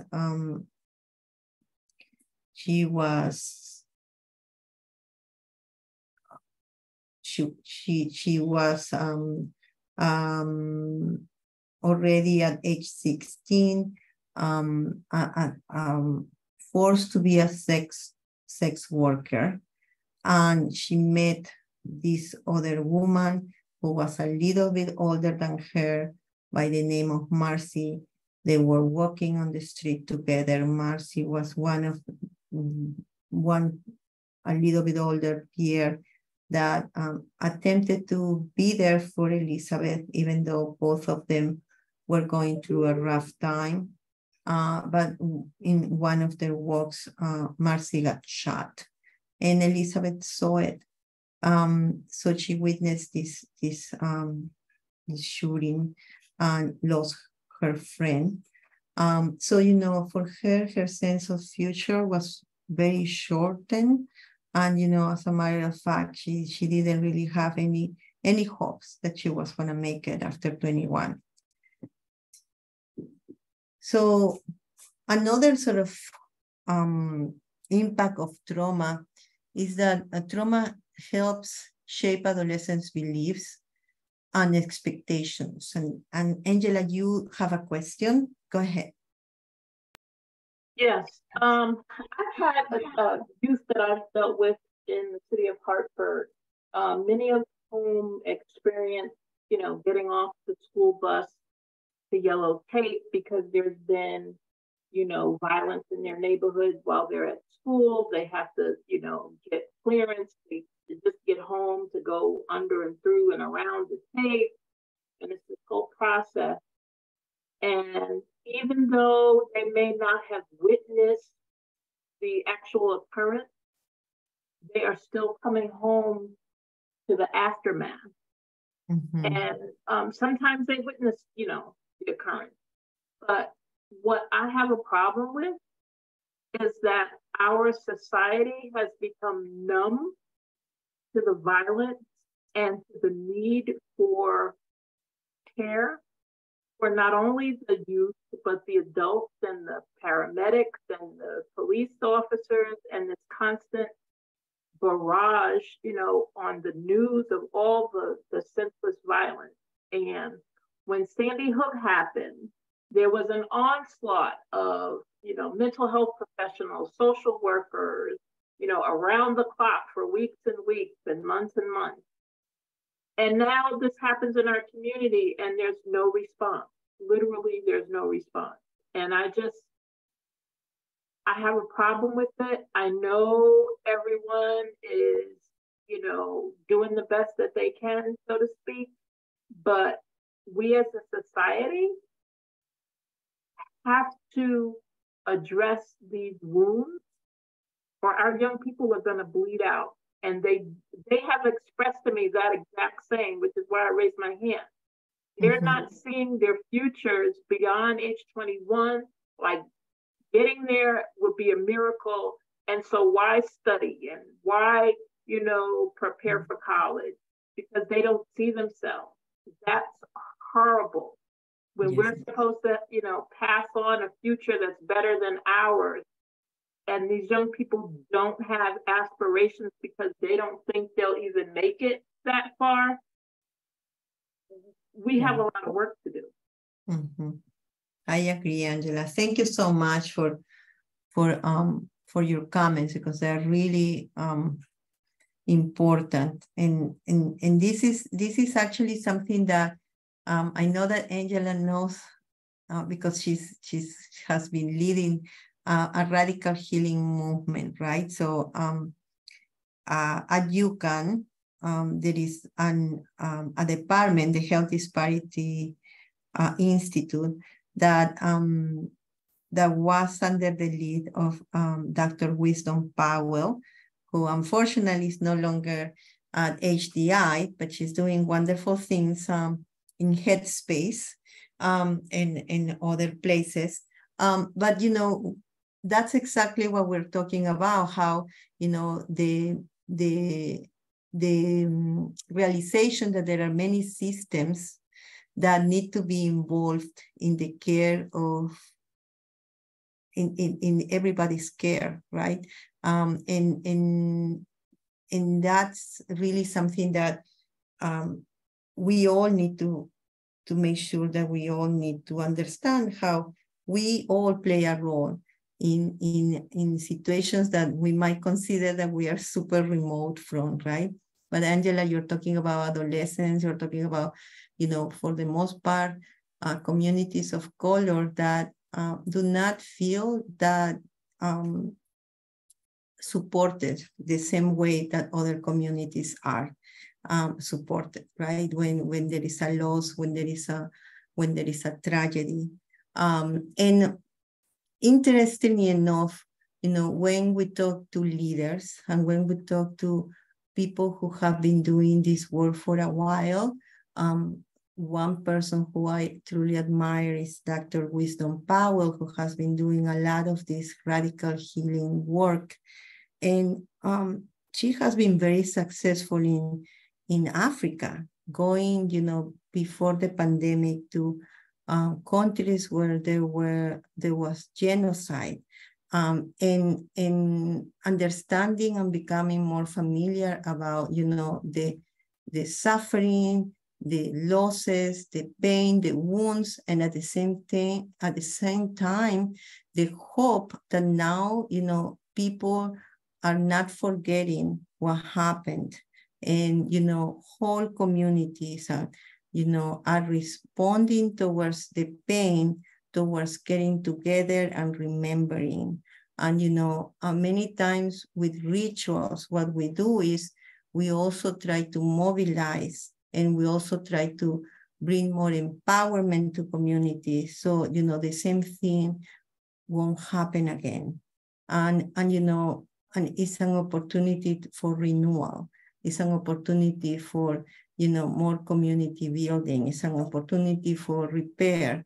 And all of those different elements that need to be there all together in order for us to continue working and supporting each other.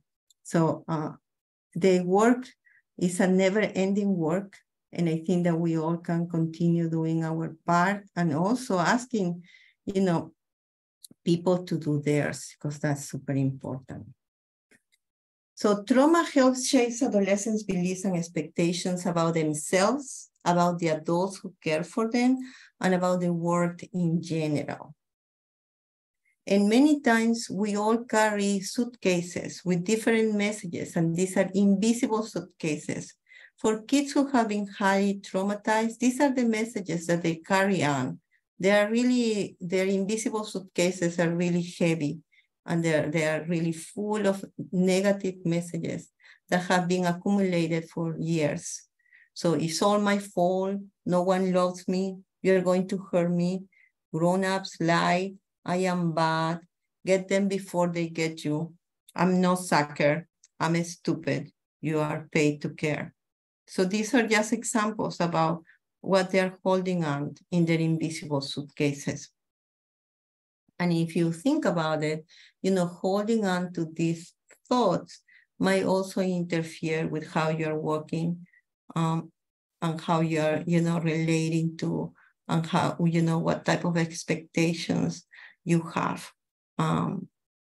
about your life, about other people, about communities, about the whole world. So I want you also to think about, what do you think that kids who you have worked with, what do they hold in their own invisible suitcases? And, maybe I'm going to go and then I will extend this on, in the moments where are highly stressed for you, what are you holding in your own invisible suitcase? Because sometimes, we all carry invisible suitcases. And the more that we can identify what is in it, the more that we can attempt to support ourselves. And the more that we will know what we need when we are under stressful times. So I'm going to leave these nice questions for maybe other opportunities to talk about. And then helping youth get back on track can really I mean, it's something that I know that you are all committed in doing. Otherwise, you wouldn't be here today. So I thank you for that. And these are some of the things that, messages that maybe we can all hold on to. Recognize the result of trauma or bad seeds that have been planted is important, right? And let's begin to plant healthy seeds. Understand that building resilience takes time. Know you make a difference, even if you don't see the final result. That's also important to remember. And I actually thank you for your time today. These are the take-home messages. Many youth with trauma have developmental deficits from earlier in childhood. Trauma can impact many adolescents' developmental tasks.